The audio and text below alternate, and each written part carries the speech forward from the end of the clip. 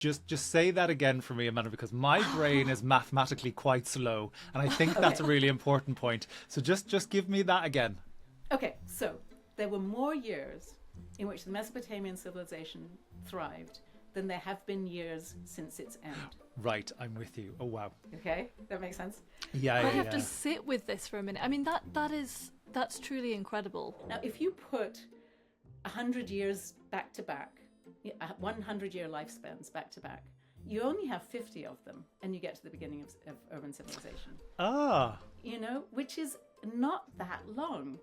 100 George Burns's, who's a famous American comedian, is that's it. That's all of human culture. Well, that is the stuff of nightmares, isn't it? Just surrounding yourself with post-life animated dead bodies. Well, that'll keep you awake. Funny that you're 18th century people, because I'm an 18th century person too, just BCE rather than CE.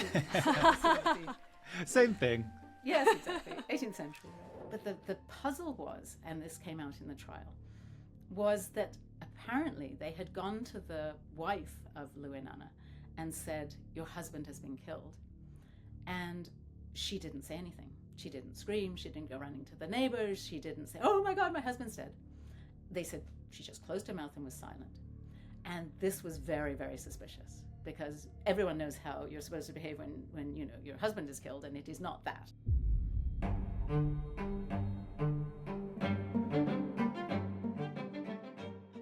Welcome to After Dark. I'm Maddy.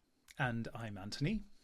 Now, there is always a darker side to life. Death, murder, and magic have been a universal part of the human condition for as far back as records go. And today we are indeed going very far back indeed, all the way to ancient Mesopotamia. Here's Anthony to set the scene for us. 4,000 years ago, on top of a ziggurat that rises towering out of the flat land, a diviner is looking out at the starry night. His people have mapped out the heavens with the same figures we have today. The charging bull of Taurus, the scuttling crab of Cancer, the sheep of Aries, the Gemini twins. The moon rises through these constellations, shooting stars bisect them. The diviner watches for signs that will reveal the plans of the gods. But just as often, his gaze turns down to the city at his feet, a haphazard maze of streets and dead-end alleys, buildings piled on top of each other. He sees the rooftops where children played while the sun was up, the same houses where lovers whisper now. The district of the brewers and the hot glare of the metalwork forges, the homes of scribes and priestesses. But something malevolent stirs in the night too. The diviner can feel it. Trouble is afoot. Whether in the stars or in the streets below, he cannot tell.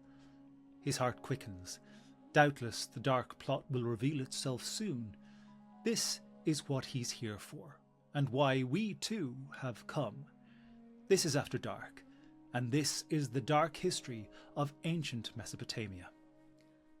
Oh boy, I'm excited for this episode. We have just done an episode on ancient Egypt with Dr. Campbell Price, which I absolutely loved. And it turns out you listeners at home also loved it. So if you are the last person on the planet not to listen to that episode, go back and do that now. We are heading further back in time. Potentially, we're going to find out where this timeline sits. Now we're going to ancient Mesopotamia, as Anthony has set the scene. This is a place and an era that is often described as the cradle of civilization. And this is because it is the home of many firsts. The first place to have writing, to have cities, to have kings, and even to have laws. Despite being so very old, though, the lives of the ancient Mesopotamians often feel relatable to us in some ways today, including, of course, the darker side of their lives and deaths. Our guest today is Amanda Podany, Professor of History at California State Polytechnic and author of Weavers, Scribes and Kings, a new history of the ancient Near East. Amanda, welcome to After Dark. Thank you so much. It's a pleasure to be here. We're very excited to have you, not least because Anthony and I are both 18th centuryists by training, and this is very new territory for us. So can you please set the scene for us? Let us know Where are we, first of all, in ancient Mesopotamia, and when are we? Funny that you're 18th century people, because I'm an 18th century person too, just BCE rather than CE. Same thing. Yes, exactly. 18th century, right? Yes, we can start in the 18th century, which is where I think a lot of the stories that I can tell you come from. The Mesopotamia by the 18th century BCE had cities. It had had an urban civilization for 1,500 years at least. It was a very well established place with a writing system. And funnily enough, they thought of themselves as having been at the end of hundreds of thousands of years of civilization. They didn't realize how new they were. So I loved Anthony's description of the city. It's very accurate that this was the cities in what is now southern Iraq were bustling places. They were full of people who thought of themselves as being right in the most modern era, because of course they were unaware that they were in the ancient world, because of course they had nothing to compare it to. And it was a place where there was extensive trade going on, a lot of goods coming in. If we look at the city of Ur, where I think we started with the priest on the top of the ziggurat, it's right on the coast at that time of the Gulf, and there were ships coming in from all over the place, from what was then called Dilmun, but is now Bahrain, from as far away as the Indus Valley, bringing all kinds of what they thought of as exotic materials, including precious stones, well, semi-precious stones, strictly speaking, and animals. And so there was a lot of international trade going on. There was a lot of construction going on all the time, that their temples were being built. The ziggurat itself was often being sort of added to. There were people who, as you say, specialized in all kinds of crafts and professions. There was a literate class of priests. And the really great thing about Mesopotamia is we know all of this because so many of their records survive. And I think this is, you talked about the Egypt episode you just did, that in Egypt, of course, they wrote on papyrus and on stone. Obviously, the big royal inscriptions were written on stone, but papyrus disintegrates unless it's in the desert. Whereas the Mesopotamians wrote on clay tablets, which survive incredibly well. And so we have so much more about daily life and about average people. We know their names. We have tens of thousands of letters that they wrote, all of this kind of stuff. So we have this possibility to kind of really understand how they lived. And it makes it an exciting field, but also one where we know the good and the bad in terms of their culture. It's when you ask where and when, so as I said, 18th century is a good place to think about. But I know we're going to talk also about a time 1,000 years before in Ur, almost 1,000 years, 2,600 or so, when we have evidence for early kings. And we'll also, I think, venture up until the 7th century BCE, because this civilization was incredibly long-lasting and very stable and retained many of the same characteristics all throughout that time. It's going to sound like such a basic question, but I think it's important to emphasize this, Amanda, just for people who might not have a chronological idea of where we are. And I think this just highlights how remarkable these histories are, and how remarkable some of the things, the legacies, the writing you're talking about, the fact that they can come to us. How many thousands of years ago are we talking here? When you get cities, it's about 6,000 years ago, about 4,000 BCE.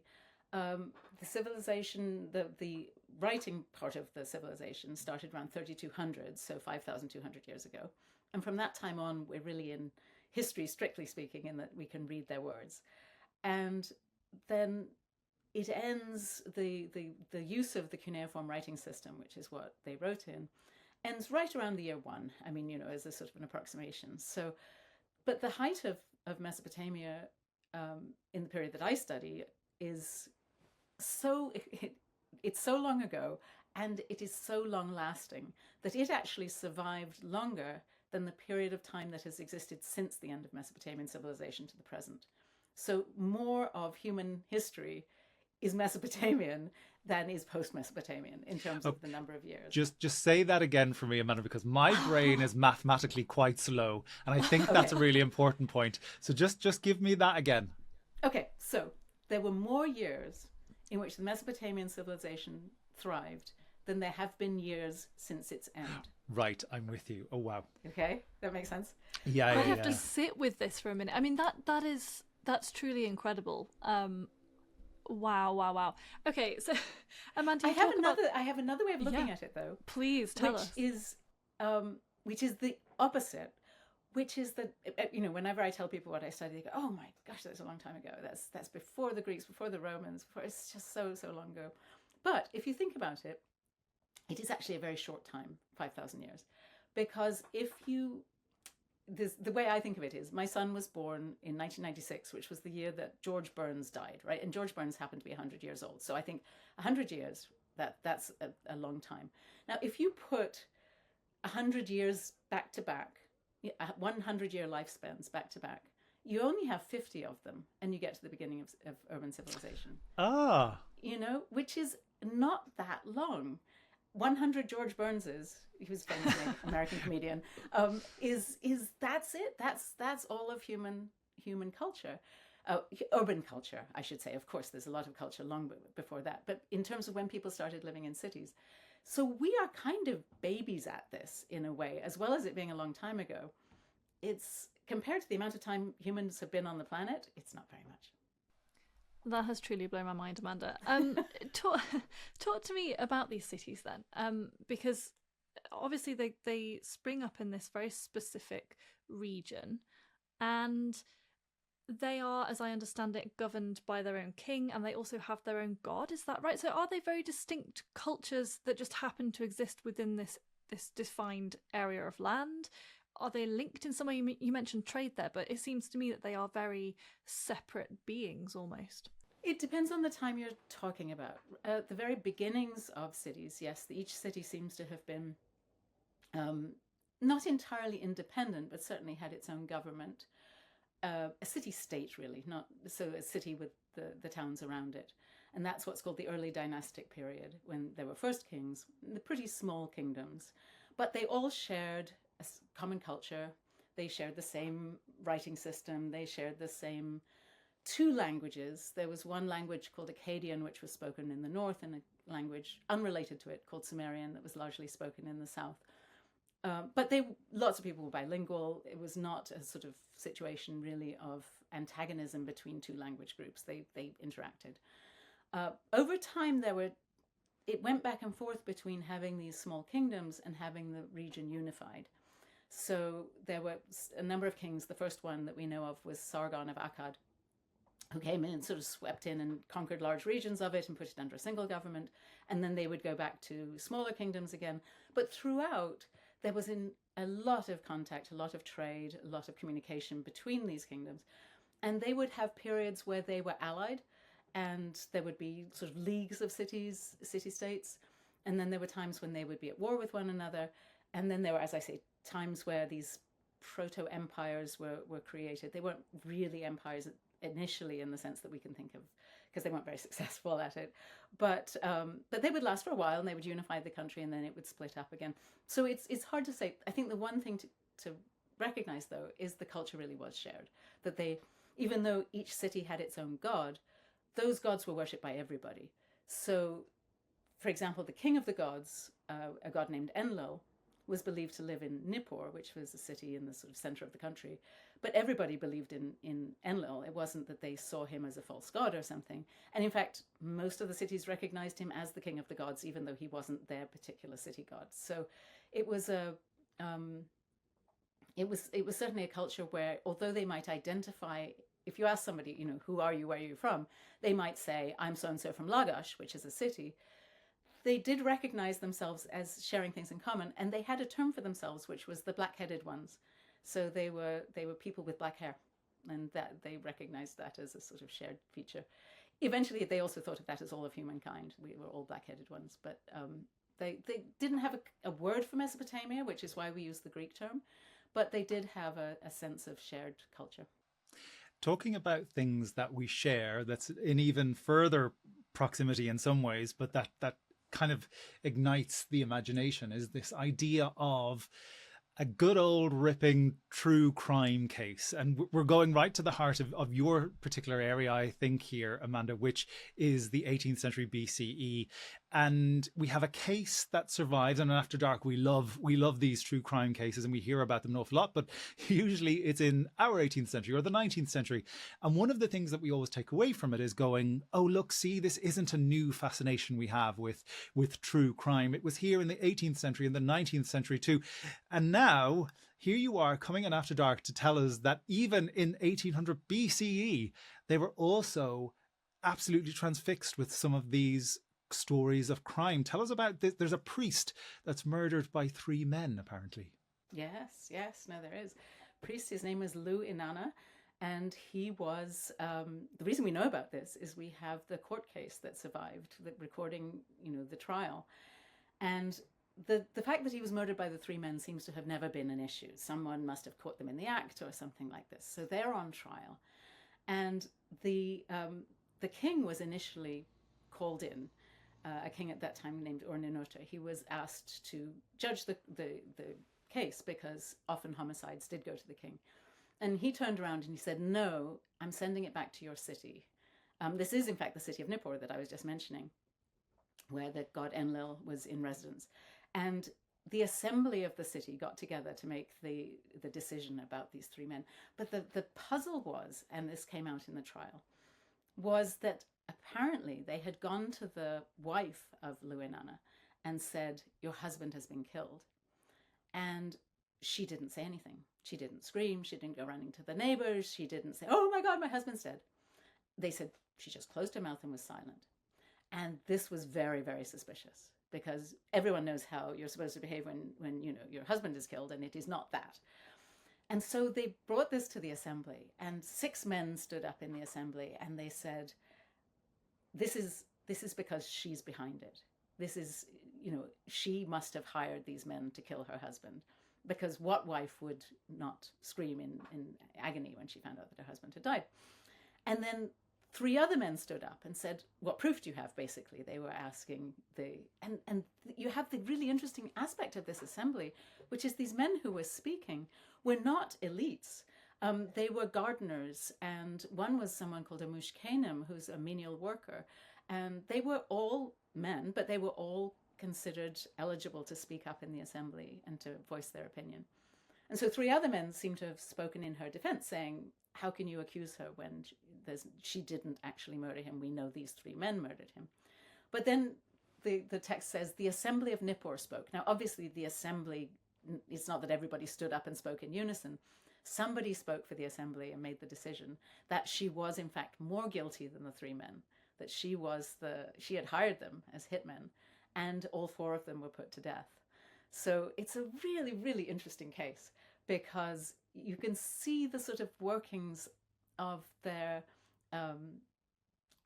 judicial system in a really extraordinary case, because we have a lot of court cases where it's about who owns a field, and did someone have the right to inherit something, and what should be done about, just very prosaic stuff. But when it comes to a murder, it seems as though it was such a big deal that they decided that all the men of the city presumably could have a say in it, and that would give her presumably a fair trial. I don't know if it was a fair trial, but it was what they did. I have so many questions about this. My first question, though, Amanda, is how do we know about this? Is it? I know earlier you mentioned the cuneiform tablets, and we have spoken on this show before to Irving Finkel, who is, of course, the curator at the British Museum, responsible for those in that collection. Is that the way in which you came to this trial? Oh yes, no, it's preserved on a cuneiform tablet. Like many court cases, they were very litigious people. They liked going to court, and they would keep contracts ahead of time, and they would consult the contracts in court if something came up, and then they would keep court records, especially of a case like this, so that if anybody has any future questions, they can go back and consult the records. And presumably this would also have been true in Greece and Rome and Egypt and so forth, but they don't survive. and we have them because clay is pretty indestructible, and so there's something like at least 500,000 cuneiform tablets that have survived, and I've seen numbers as high as 1 million that have been found, and of course that means that there are plenty more that haven't been found. But it's so unbelievably well documented as a society that you find these remarkable stories that are ones that would never have been recorded had it not been for the particular document surviving. What is remarkable is this level of litigation and how it has come down to us. And as you're saying, Amanda, maybe that would surprise a lot of listeners. But what's also surprising, I think, is the fact that this sits side by side with something that maybe people would have expected to find during the 18th century BCE, and that is something called the river ordeal. Can you tell us a bit about that, and tell us how that seemingly very formal litigious system works alongside something like the river ordeal? Yeah, I think the river ordeal is when the gods got to decide. So you have a situation where the king can decide. There's most situations in court cases the judges decided. Occasionally you have a situation like the assembly deciding. But there are some cases for which it was just impossible to know. And then they would bring in the gods, because they didn't have any sort of separation between church and state, as we would say in the United States. That there was not they didn't even have a concept of what religion was. It was so intrinsic to their culture.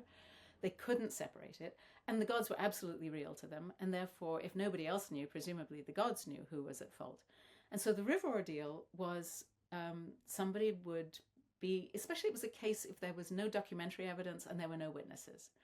And that was often, for example, instances of adultery. So, you don't call in witnesses to say, see, I'm not having an affair. That doesn't work. I am having an affair, which would be a stupid idea to have witnesses for. So it was something that was just a he said, she said sort of situation. And that would mean that the gods knew if the woman was having an affair or not. And so what they would do is that they would take someone to the river and they would have them dive into the river. And if they survived, they were innocent. And if they died, then the gods had taken care of the punishment. There are some cases, interestingly, where they were asked to swim across the river with a millstone, which is a lot harder than just swimming across the river. I used to wonder about this a lot, because anyone who could swim would have an advantage over anyone who could not swim. But apparently being able to swim was very, very rare, that people didn't know how to swim for the most part. And that's true through most of history, weirdly enough, that swimming is only a modern sort of, the idea that most people could swim is a very modern thing. But yes, if you swam with a millstone, you'd have much less chance of making it across. But there are cases, though, when they would say in the court case that the person was told to undergo the river ordeal, and they would confess rather than doing it. So it was, you knew the gods were, if you knew you were guilty, you knew the gods were going to kill you.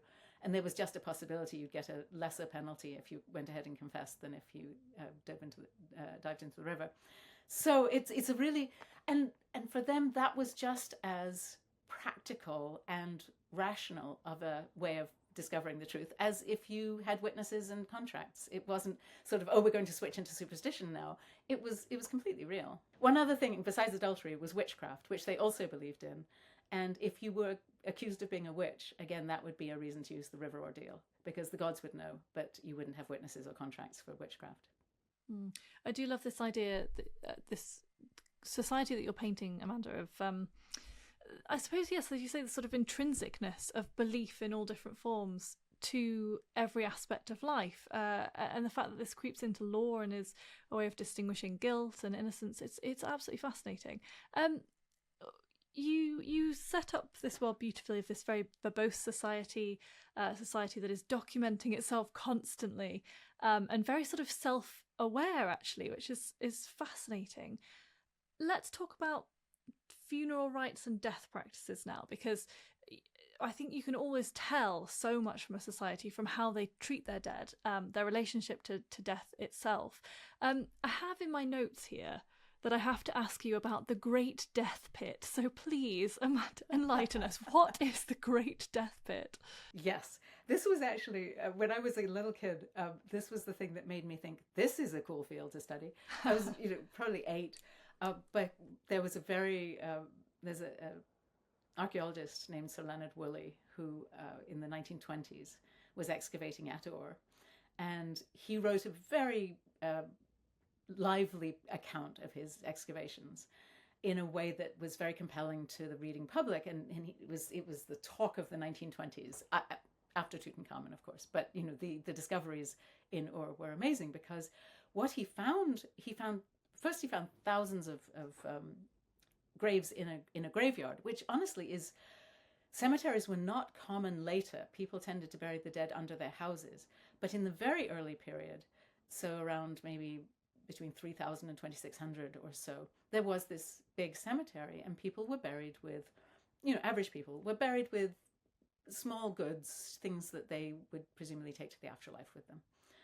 But he found 16 tombs that were just extraordinary, from around 2600, 2550, something like that. These were tombs where there was clearly a person who had been buried who was important, and he assumed that they were kings and queens. And largely we've gone back to that. There was a phase where they thought, maybe they're not kings and queens, but almost certainly they were. And they had a built tomb. And then around the built tomb, he found, in some cases, dozens of additional skeletons of people who were dressed in fine clothing. They were carrying musical instruments, or they were soldiers carrying weapons. And they had clearly died at the time when the funeral took place. So that they were apparently either sacrificed or forced to commit suicide which was, again, if they were forced, then it was still sacrifice, in order to serve the king or queen in the afterlife. And the amount of wealth found in these tombs is unlike anything that's been found in Mesopotamia since or before. It just extraordinary amounts of gold and lapis lazuli and carnelian and beautiful craftsmanship. One female attendant, one of these women of the dozens who were there, might be dressed in beads and gold headdress, and she has silver ribbons in her hair, and she's carrying a beautiful musical instrument. And that would be true of dozens of them. And the Great Death Pit, which he definitely was fascinated by, seemed to have no king or queen, just a whole lot of dead people. There's 74 of them in it. 5 or 6 men, and all the rest were women. And the 5 or 6 men seemed to have been soldiers lined up at sort of the entrance. And the women were all in 4 lines. They were all, apparently lying, by the time they were found, of course, they were lying down, but perhaps initially they were seated in 4 lines. And there was a beautiful harp, and there were other musical instruments as well. And just what was going on here? More recently, they've identified one person in the death pit as probably being a priestess, probably maybe not a queen, but as much more. The goods she was carrying were more refined and beautiful, and that it may have been her tomb, and she might have been the high priestess of the moon god, because that was a position at Ur that was a very important position, separate from the king and queen. But these tombs are extraordinary. What they found more recently, because Woolley thought that they all took poison and they just sat down and died, with their consent. But a couple of studies more recently have looked at the skulls, and they found that actually they were bashed in the head. At least the ones that they've looked at seem to have been murdered. And then, weirdly enough, it seems as though perhaps the killing of the attendants took place first, and then they preserved the bodies and dressed them and made it like a tableau in the tomb, as if it was sort of preparing them to go off to the afterlife with the king or queen in style, but taking what were already dead bodies and kind of like making this tableau with them, which is very weird. Well, that is the stuff of nightmares, isn't it? Just surrounding yourself with post-life animated dead bodies. Well, that'll keep you awake. In great After Dark tradition, we have an image here. Now, this is from the London Illustrated News in 1928. Maddy, I'm going to ask you to bring in all your incredible art historical skills that I do not possess and describe. Now, This is a recreation, but it relates to what Amanda's just been describing. So, Maddy, give us a rundown of what we're seeing in this, and we'll share this on socials as well. Yes, this is an artistic sort of representation of what this tomb would look like. We have several rows at the left-hand side of the image of what look to be men, possibly soldiers. They look like they're wearing what could be a helmet of some kind and these very long cloaks. And behind them is a row of oxen, and they are pulling carts, chariots maybe. And inside each of the chariots, there's at least one male figure stood up. And sort of all around there are maybe servants, extra figures. At the back, is there some kind of tent, possibly? I'm not sure. There's some sort of structure going on there. But, I mean, Amanda, this is incredibly... What strikes me about it, and about everything you said so far, actually, is just the strange combination, I suppose, in this culture, in this moment in history, of orderliness, you know, the recording of everything, the writing down of everything, this very structured way of dealing with the dead when it comes to elite dead, at least, but also the absolute brutality, and from our modern perspective, the horror really of this.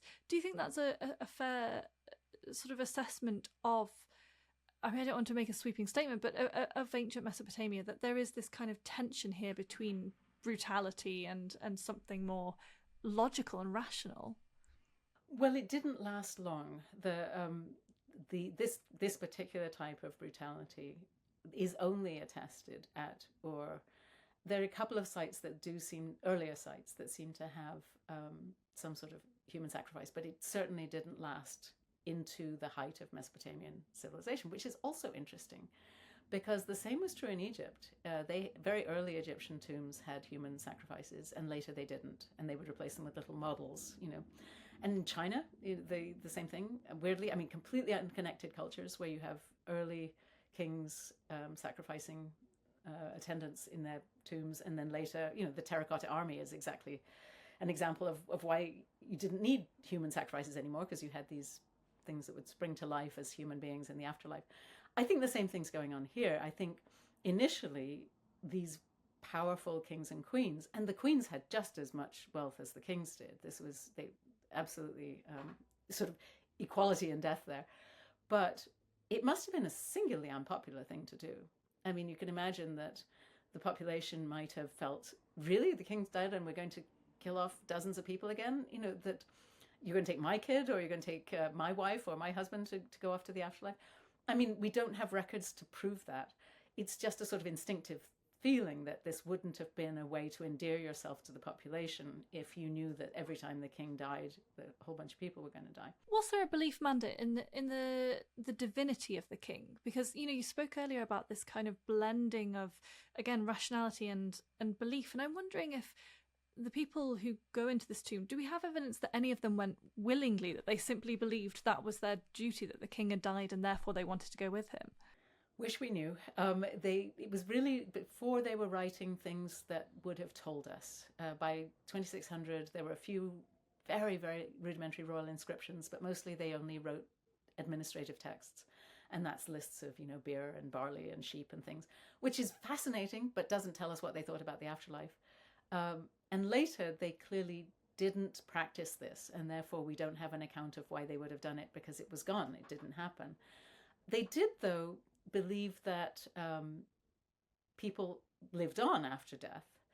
But what they described was a place that was not heaven or hell. It was just a dark place everyone went to. So it wasn't unlike the Egyptians, who believed that you got a reward for a good life by going to this, you know, glorious Egypt but better place. Not throughout Egyptian history, but of course, I'm later when the afterlife gets democratized in Egypt, you get that. In Mesopotamia, there's no sign that they actually thought the afterlife was particularly pleasant ever. It was dark. It was the food was bad. You didn't get to see your relatives anymore. You didn't see the sunshine, but you lived on. And if you had the more sons you had, the better afterlife you had. So there was one record that said, you know, the man with 6 sons has a better afterlife than the man with 2 sons, or whatever. But that's probably because there were more people remembering you and in invoking your name. when it comes to whether the kings were divine, my instant reaction is to say no. Unlike in Egypt, they didn't refer to the kings as gods. But there is this interesting thing that I'm not sure that the people would have been 100% clear on that. So the kings knew that they weren't divine, and they knew they were going to an afterlife, and preferably, a nice afterlife. But to judge from the fact they took lots of stuff with them, I think they thought they could take stuff with them, and that would make their life a little bit easier. But they had statues made of the kings that were set up in temples and that received offerings, as did the statues of the gods receive offerings in temples. And I think it may have been a vaguer concept for the average person on the street as to whether their king was in fact a god. We make these very clear distinctions. This is a god, he lives forever, and this is a king, he clearly doesn't live forever, very different. But the sense of how the statues of the two were treated, it's pretty similar. And I'm not sure that you would necessarily be able to, if you were an average Mesopotamian and you were confronted with, well, is your king a god? You're like, oh, yeah, I don't know, So it's, in terms of the strictly speaking, no, they weren't. But I think they were powerful enough, and they received the same kind of treatment in some cases, not always, but in some cases, that there was probably a little bit of a fuzzy sense of that in people's minds. But going back, Maddy, to your point about brutality versus order, they definitely, for most of Mesopotamian history, did not like brutality, and it was something that they liked order. They were, even though sometimes you read laws that were written in Mesopotamia and there's a whole lot of death penalties, when you look at these court cases, they were rarely ever enacted. They would tend to impose a fine on someone. That was the most common thing. You would be fined for something. And even things that were listed as death penalty crimes in the laws, they tended not to like doing that. And it's only very late in Mesopotamia, very late in my mind, because I do the second millennium BCE, but not late for people who do the first millennium BCE, where you get things like the Assyrians, flaying people alive and impaling people on stakes and things like that. That is not something that had 2,000 years of history behind it. That was sort of an innovation in the first millennium. Amanda, one of the things that has always struck me about this particular kind of ritual of death in this time period is this idea of burying, you talked about the average Mesopotamian there, the idea of burying the average Mesopotamian, not with all this fanfare, not with all these, additional people, but under or near your house. And that, for me, and that's obviously because it's a very modern, very Western idea of how we deal with our dead. But that for me always feels very interesting, to keep your dead that close and to almost have them as a foundational part of the living. Talk to me a little bit more about that process and what they thought and understood that was happening when they laid people to rest in that way. Again, I wish they wrote more about it, because that would give us many more hints. They're surprisingly reticent in terms of talking about the process of why they did what they did, but yes, they buried people under the house. They often had a built tomb under the sort of family shrine in the house, and they would put generations of people into the tomb, and obviously the bodies would decompose, and they would sometimes move the bones aside and put the new person in. But it was in a way of keeping family close. I think it was respect rather than. I don't think they would have thought of it as macabre in the way that we do. It seems to have been so accepted. But it did mean that your house was your house for generations, because if you sell that house, you are selling your tomb with your ancestors in it. And so we see a lot of families staying in the same place generation after generation. And you can see it because they leave their documents in the house. Often they're just trash at some point, but you have cuneiform tablets, swept aside or built into the walls or whatever. And you often see generations of the same family, the documents over generations in that same house. And if two sons inherit, then they just put a wall down the middle and they each get half the house. But the extent to which we moderns tend to move houses and sell and buy houses would have been strange to them. They tended to be very rooted to the place where they felt their ancestors were. Yes, when we began this conversation, I was thinking, this is the first time that cities emerge in human civilization. Certainly, as we would sort of recognize them. But actually, we think of the cityscape today as this very kind of transient thing, and that people are often passing through it. They are, living in these unstable ways. They're renting, they're moving around. We have a fluctuating house market, all of that. But actually, there's a sense of meaning and place to these people that's completely different to how we understand it, really. And that the dead play such a part in that. It's so interesting. Amanda, I want to move us on to think a little bit more about kings, because there's something in Mesopotamia called a substitute king, and I am obsessed with this idea because I think you've painted so far a sort of quite hierarchical society, certainly in terms of the position of women as being secondary citizens in a lot of situations, particularly legal situations. And we know that this society is built around having a king in each city.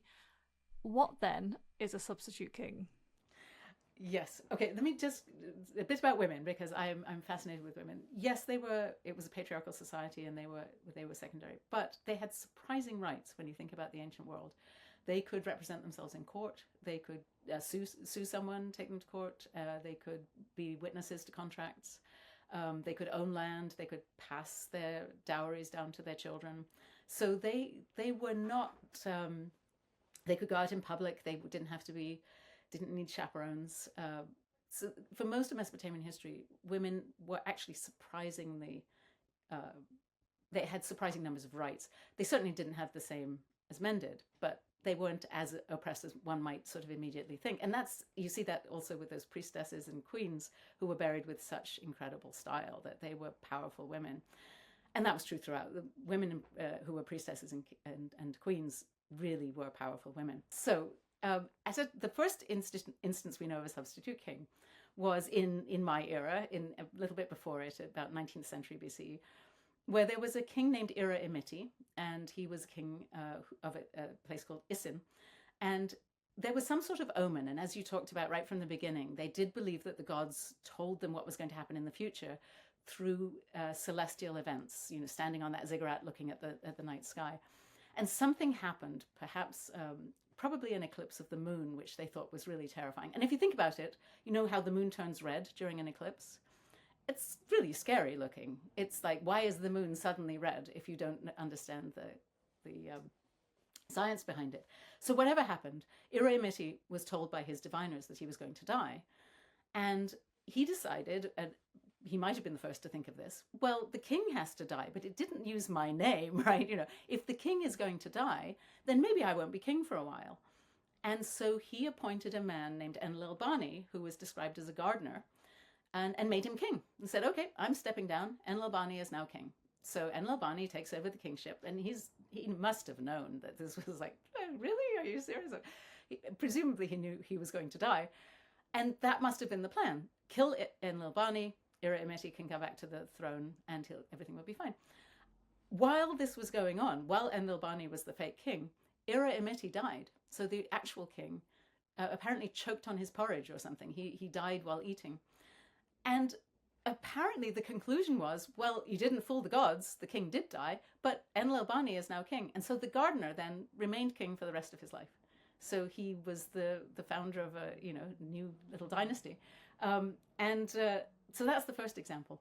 But the more famous examples come from the 7th century. So this is 7th century BCE, when a king named Esarhaddon was king of Assyria, and he was king not just of a small kingdom, he was king of the Assyrian Empire, which was enormous. It was, it encompassed vast amounts of the Middle East, what is now the Middle East, and he even extended it to Egypt. So he was a powerful, powerful king.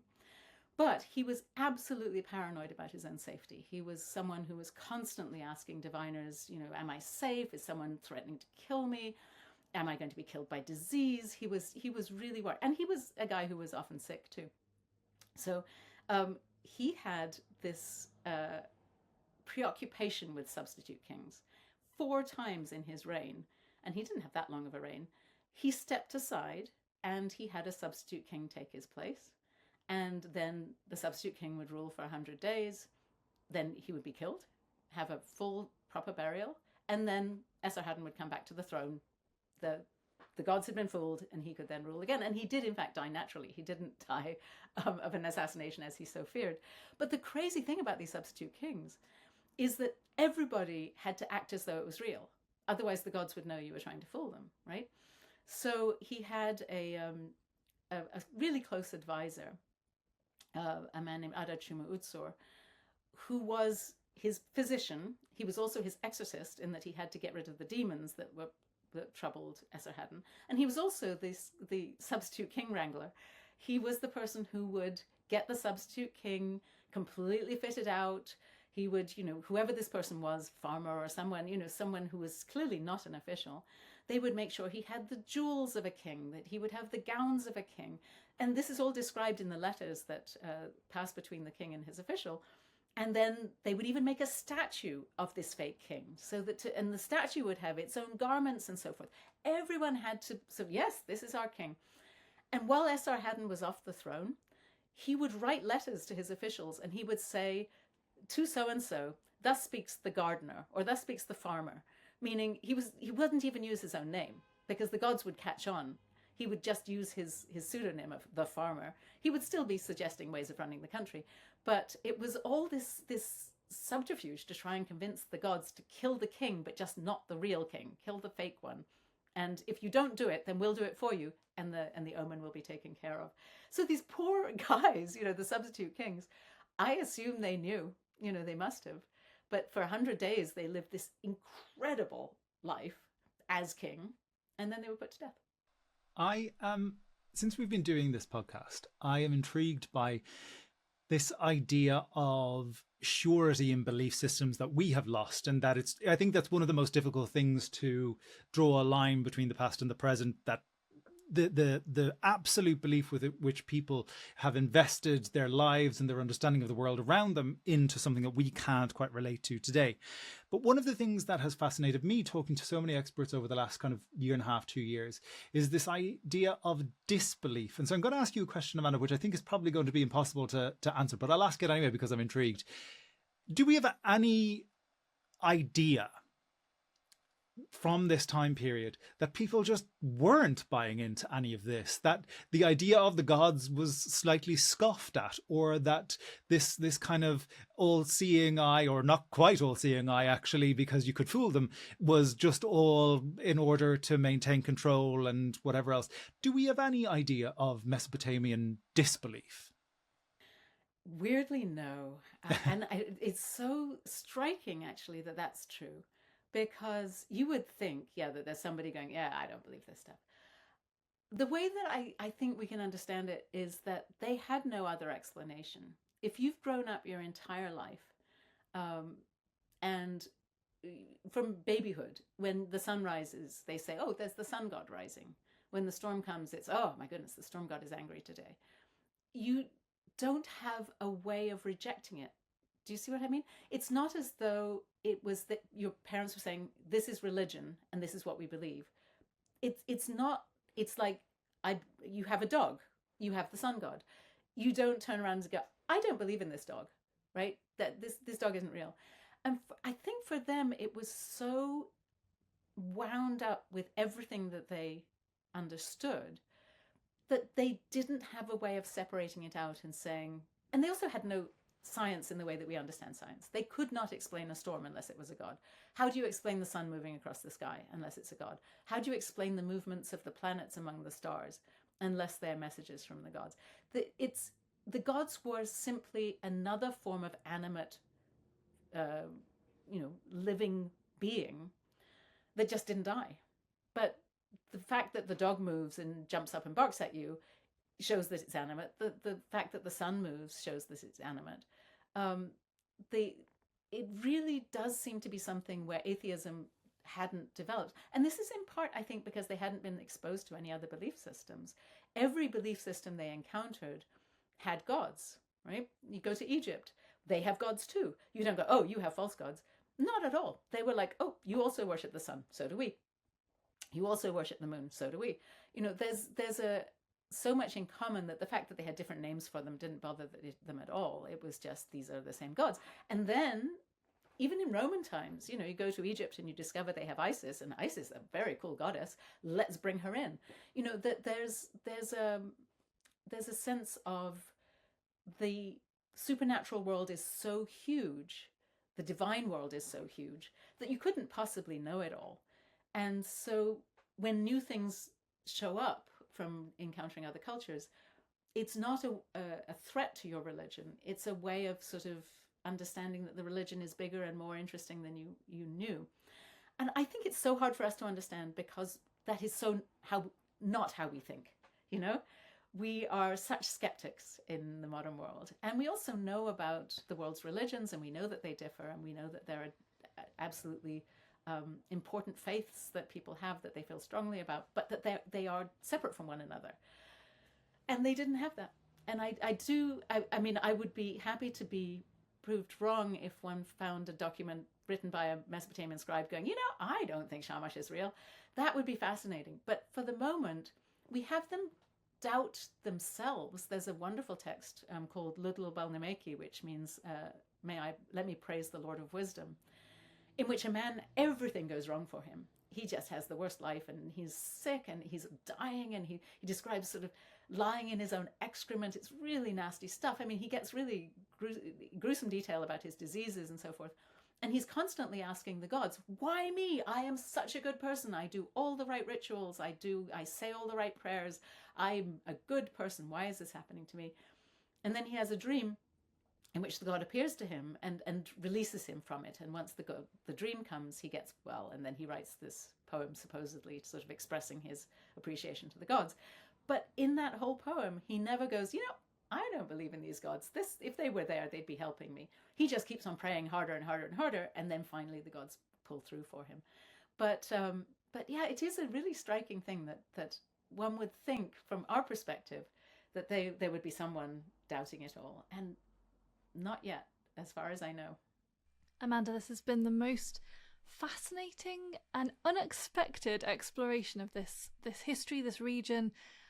I didn't have much of an idea going into this, and I feel like I've stepped into some of those houses in these cities that you're speaking about, and certainly into those tombs, for better or worse, and I will be having nightmares tonight about those.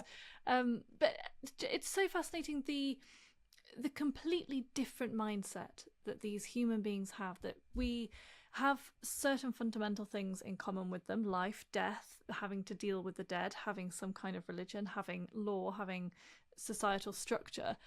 But the way that they understand the world around them is so very different from us, and it's so refreshing to spend time in this moment in history. It's been absolutely fascinating. So thank you so much, and thank you for listening along at home. If you've enjoyed this, then please do check out The Ancients with Tristan Hughes for a bottomless dive into the ancient past. They recently did a mini-series on the fall of Rome that everyone is raving about, so do go and check that out. If you've got suggestions for episode topics for After Dark, including other ancient topics, please get in touch with us via email at afterdark@historyhit.com.